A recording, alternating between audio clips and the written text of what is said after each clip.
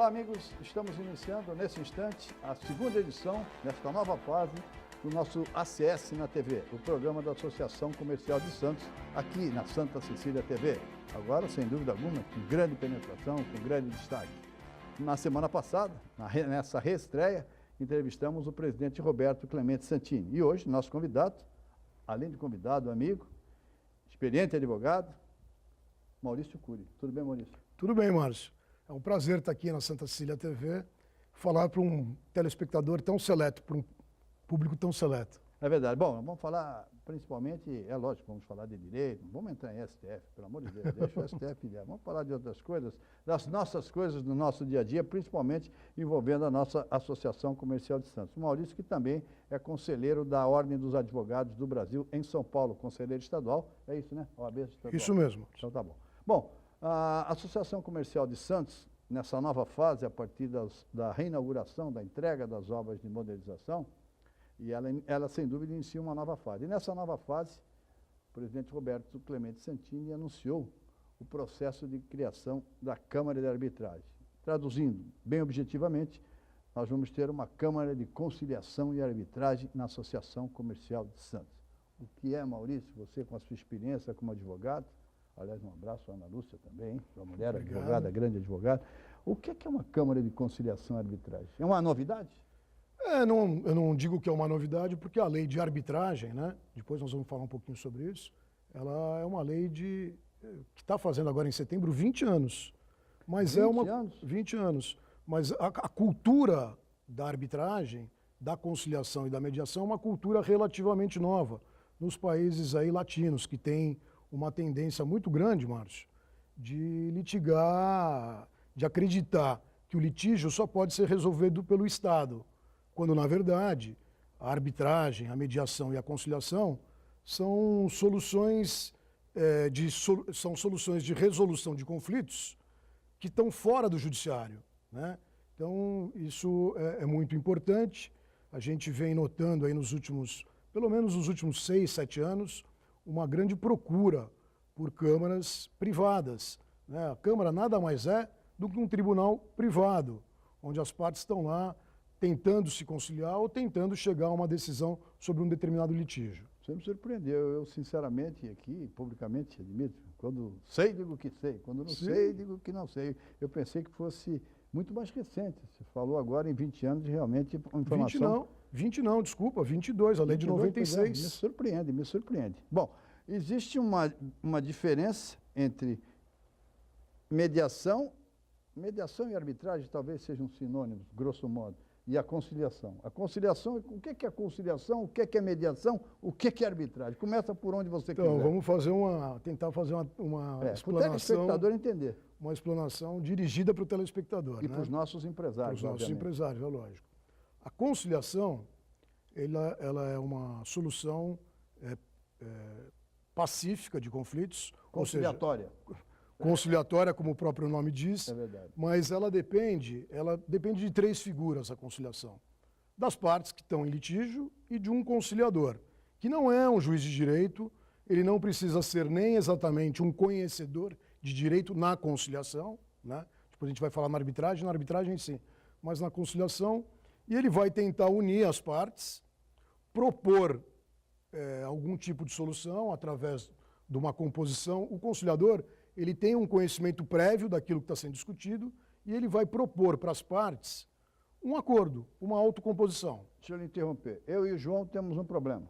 Ele está, hipoteticamente, meu caro telespectador, ele está me devendo R$1.000. Isso. Aí eu procuro a Câmara de conciliação e arbitragem, digamos que você seja o conciliador. Sim. Vamos tentar criar aqui para tentar esclarecer bem o nosso telespectador, que é um assunto super interessante. Sim, é isso? Aí você vai conversar comigo e com o João para tentar um acordo. Para tentar um acordo, né? Essa é a conciliação. Essa é a conciliação. E o conciliador, ele tem um papel diferente do mediador, que depois eu vou falar um pouquinho sobre o mediador, porque ele é uma pessoa que vai interferir nessa relação e vai propor, falar, Márcio, eu acho que você não tem razão, eu acho que você deveria pagar, enfim, ele vai opinar, diferente do mediador, que eu vou falar depois. Então, o conciliador tem uma participação ativa no processo. Ele conhece previamente qual é a discussão e ele vai propor, né, fulano, acho bom você pagar o ciclano, como é que você recebe isso? Você recebe em 5 vezes, em 4 vezes? Então ele tem uma participação efetiva, mas ele não dá uma decisão. Se as partes não chegarem num acordo, é encerrada a conciliação. Mas se eu e o João, ou melhor, o João e eu chegarmos a um acordo, você, digamos, homologa como conciliador? Faz a homologação e essa homologação tem valor de título executivo extrajudicial. E eu não posso recorrer à justiça, por exemplo? Não pode recorrer a partir do momento que você... É um detalhe importante que o doutor Maurício está falando. Só se tiver alguma... Ele não me pagar, por exemplo?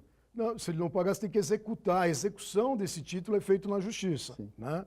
Mas a conciliação está feita e, normalmente, as conciliações e a arbitragem também, a gente vai falar um pouquinho sobre a arbitragem, elas são interessantes porque, ontologicamente, a pessoa que se submete a uma conciliação ou se submete a uma arbitragem, ela tem interesse na solução do conflito. Ela quer tirar do judiciário. Quer evitar a justiça. Então, ela normalmente cumpre. Né? Essa é a diferença. Né? Então, isso na conciliação. Na conciliação. A mediação, e a conciliação, só para terminar a questão da conciliação, a conciliação ela é utilizada mais, Márcio e telespectadores, para problemas objetivos. Então, vamos lá. Vou dar um exemplo clássico, que é o devedor de mensalidade escolar, por exemplo. Né? Ele deve, ele sabe que deve, enfim, ele quer, na verdade, às vezes buscar uma conciliação. Um acordo. Um acordo, uma composição. Então, ele vai ter a participação efetiva do conciliador, que vai forçar ali, vai tentar demonstrar para as partes o direito de cada um e vai chegar numa composição ali. É feito um termo? É feito um termo, tem um processinho, sai dali um termo, e esse termo tem valor extrajudicial, um título executivo extrajudicial. A mediação já é um instituto utilizado para problemas mais sérios, onde as partes estão estritamente desgastadas.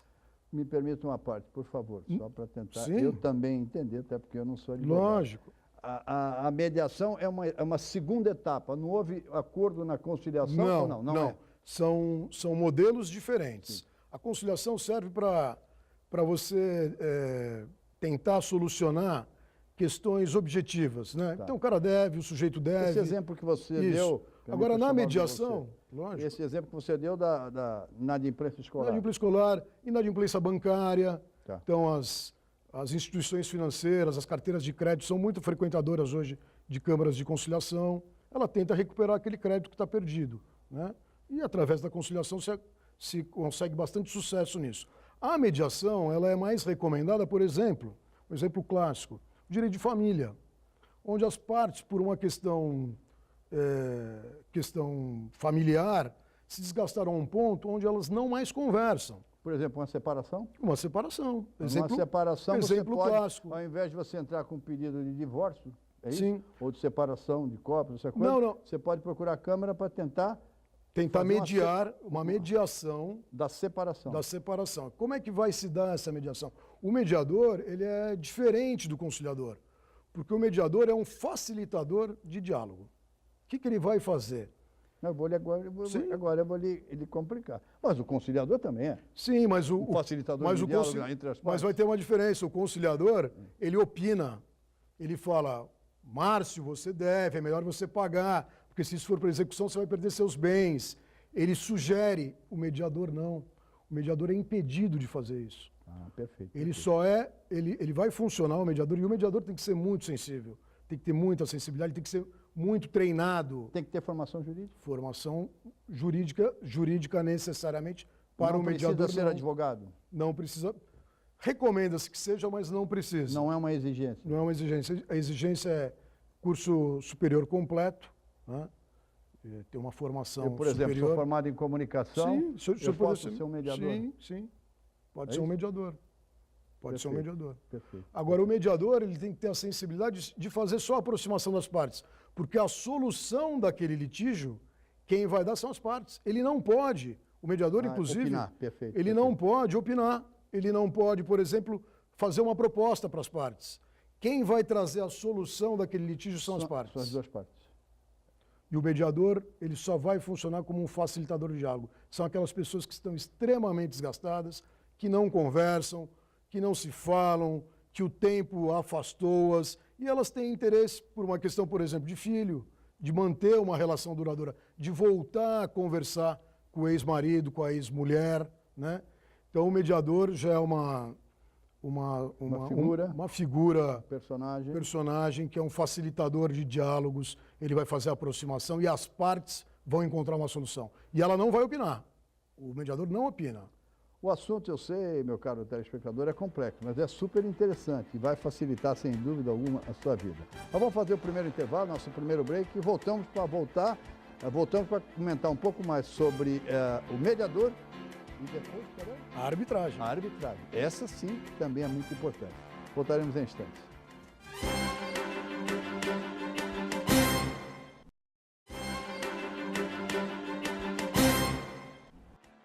Voltamos com o nosso ACS na TV, aqui na Santa Cecília TV, um programa da Associação Comercial de Santos.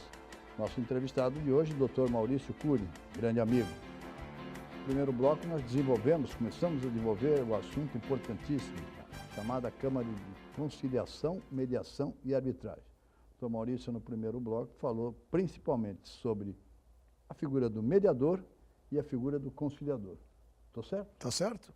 Vamos entrar agora na parte da arbitragem. Essa me parece mais complexa, é isso? Lembrando que a Associação Comercial de Santos está na fase final, sob a coordenação do Dr. Maurício, está na fase final de implantação da sua Câmara de Arbitragem, uma instituição centenária, são 147 anos, que tem como característica principal a neutralidade, além, obviamente, da credibilidade. Vamos entrar na arbitragem agora. A arbitragem é mais complexa, eu estou enganado? Não, você está certo. A arbitragem é um procedimento mais complexo, mas muito eficaz de solução de conflito, né? Ela também, como a conciliação e como a mediação, ela é um processo que se desenvolve fora do judiciário, né? E isso tem muitas vantagens e a gente vai falar sobre elas daqui a pouquinho. Mas eu gostaria de falar primeiro, Márcio, sobre realmente essa iniciativa da Associação Comercial de Santos em constituir esse novo serviço. É um serviço para o sócio, é um serviço não só para o sócio, para as empresas associadas, mas especialmente para a cidade de Santos, para a Baixada Santista, né? Hoje, por questões que eu até desconheço, hoje nós não temos uma Câmara efetiva em Santos, né, que desenvolva um trabalho junto às empresas, uma Câmara de solução de conflitos. E eu acho muito importante que essa iniciativa tenha partido da Associação Comercial. E esse é um presente para a cidade de Santos, porque a arbitragem, como a gente já falou da conciliação e da mediação, ela é uma solução fantástica de conflitos. As partes, por cláusula compromissória, cláusula compromissória eu digo, por opção contratual, elas, ao invés de litigarem no judiciário, elas resolvem litigar numa Câmara privada, num tribunal privado. Deixa eu me interromper só para, dentro do meu Lógico. Pequeno conhecimento jurídico, uma causa desse tipo, em tese, pode durar até 10 anos no Poder Judiciário, em função das várias instâncias e da própria burocracia jurídica, da lentidão do nosso judiciário. Numa Câmara de Arbitragem, 1 ano, 2 anos? Não, o prazo da lei é 6 meses para término do conflito. 6 meses. Veja a vantagem, telespectador, veja a vantagem da Câmara de Conciliação, Mediação e Arbitragem. A arbitragem, ela tem que se resolver em 6 meses. As partes podem pedir prorrogação, lógico que dependendo da complexidade da demanda. Mas existem algumas vantagens. Dentre elas, eu vou destacar 2 que eu acho que são fundamentais, principalmente para o empresário. O prazo é uma delas. O prazo é um deles, né? O prazo de 6 meses, que é o prazo da lei. As partes podem pedir a prorrogação, como eu disse, mas o prazo de 6 meses já é fantástico e muitas arbitragens são resolvidas dentro desse prazo. Primeiro. Segundo ponto que interessa muito e muitas vezes para o empresário, o sigilo. As relações arbitrais são mascaradas pelo sigilo, são acobertadas pelo sigilo, né? Isso é uma grande vantagem, porque muitas vezes o empresário não quer expor o seu contrato comercial com o parceiro, enfim, e no Poder Judiciário não. O Poder Judiciário, a regra do Poder Judiciário é que os processos são públicos, exceto os processos de família, mas as disputas comerciais são públicas, né? Qualquer um pode acessar hoje através do processo eletrônico judicial o litígio de duas grandes empresas, por exemplo. Então, isso na justiça. Na justiça. Na arbitragem, sigilo. Tem uma exceção na arbitragem, que é a exceção das empresas públicas, que a gente pode falar um pouquinho também sobre elas, que elas também podem submeter à arbitragem nos seus litígios, mas aí não tem o sigilo. Mas, via de regra, na arbitragem tem o sigilo. Então, nós temos aí já duas vantagens excepcionais. O prazo pequeno e o sigilo. E uma terceira, que é, sem dúvida, uma grande vantagem, se você comparar com o Poder Judiciário, é o fato de não haver recurso numa decisão arbitral. Então, as partes, quando vão para a arbitragem, elas vão eleger um árbitro, que essa escolha tem que ser de comum acordo, existe um hall de árbitros sobre determinado assunto, e a partir do momento que elas escolhem e elegem um árbitro, elas vão se submeter àquela decisão. E não tem recurso sobre ela. Isso é importantíssimo, esse detalhe da escolha. Por isso do prazo. Pois é, esse detalhe da escolha é o seguinte. Então, por exemplo, a Câmara de Conciliação e Mediação e Arbitragem da Associação Comercial de Santos. Nós somos dois grandes empresários e temos um conflito. Nós dois, então, procuramos a Câmara de Arbitragem da Associação Comercial de Santos. Nós dois, em tese, se eu estiver errado, me corrija. Sim. A Associação Comercial de Santos, dentro desse processo de implantação, ela deve ter um corpo de árbitros. Sim, vai ter ela apresenta nós dois esse corpo de árbitros. Nós dois somos dois grandes empresários. Antes fosse, né? Aí ela apresenta esse corpo de árbitros. A gente escolhe um árbitro, é isso? Você pode escolher um árbitro da própria Câmara ou as partes podem escolher um árbitro a critério delas também, né? O árbitro é remunerado, lógico, ele vai estimar os honorários dele para participar da arbitragem. Quem paga? As partes? As partes que pagam. Outra vantagem, vamos falar, já falamos de 3, quarta vantagem. Os custos, via de regra, são menores. Sim, porque um custo processual... De 10 anos de litígio é uma coisa, de 6 meses ou de 1 ano é uma outra coisa totalmente diferente. Outra coisa que é fantástico para as empresas, ela rapidamente baixa o contingenciamento daquela discussão. No judiciário hoje você entra com uma medida judicial, as empresas que são demandadas acabam ficando com um contingenciamento enorme na contabilidade, não sabe quando esse contingenciamento vai ser baixado, e na arbitragem não, ela sabe que em 6 meses, ou se elas pactuarem 1 ano, ou se elas pactuarem 1 ano e meio, enfim, ela vai ter a baixa desse contingenciamento. Então também são inúmeras as vantagens sobre o Poder Judiciário. O que está faltando ainda, me parece, é cultura. É cultura. É cultura. Para as grandes empresas, não. As grandes empresas hoje já se utilizam da arbitragem de maneira corriqueira. Que eu pensei que fosse um processo relativamente recente, você disse? Não, 22 anos. 22 anos. Negócio interessante. Agora, para tentar ainda eu também entender um pouco mais. Então, nós somos dois grandes empresários.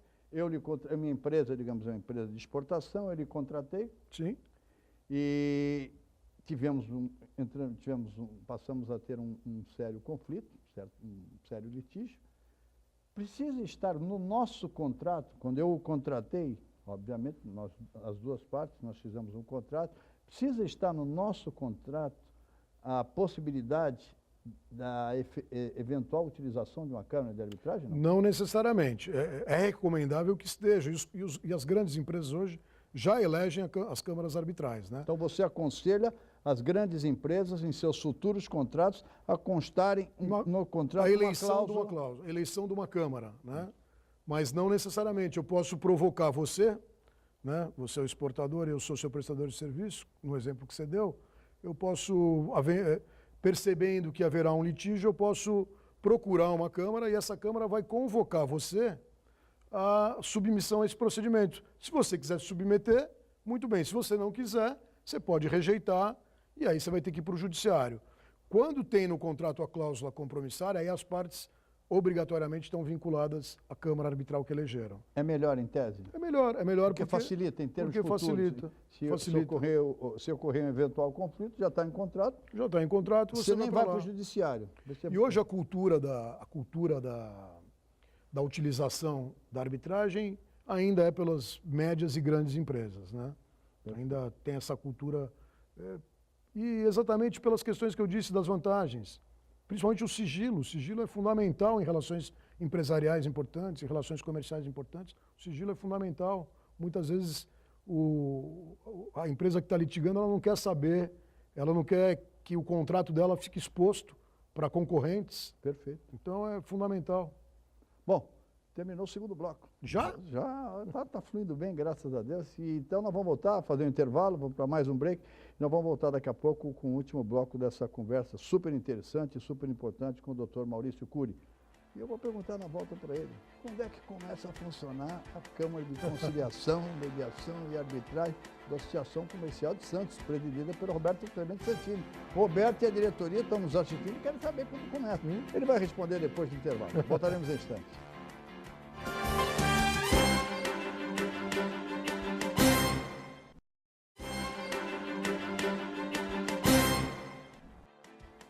Voltamos com o nosso terceiro e último bloco do nosso OCS na TV, reiterando nosso convidado de hoje, o amigo e advogado Dr. Maurício Cury. No final do segundo bloco, né, Maurício? Eu tinha uma pergunta para você, que aliás o presidente Roberto Santini quer saber, toda a diretoria, os vices, o Conselho Fiscal, os associados querem saber, e eu tenho participado, não como advogado, quem coordena o processo é você, apenas colaborando.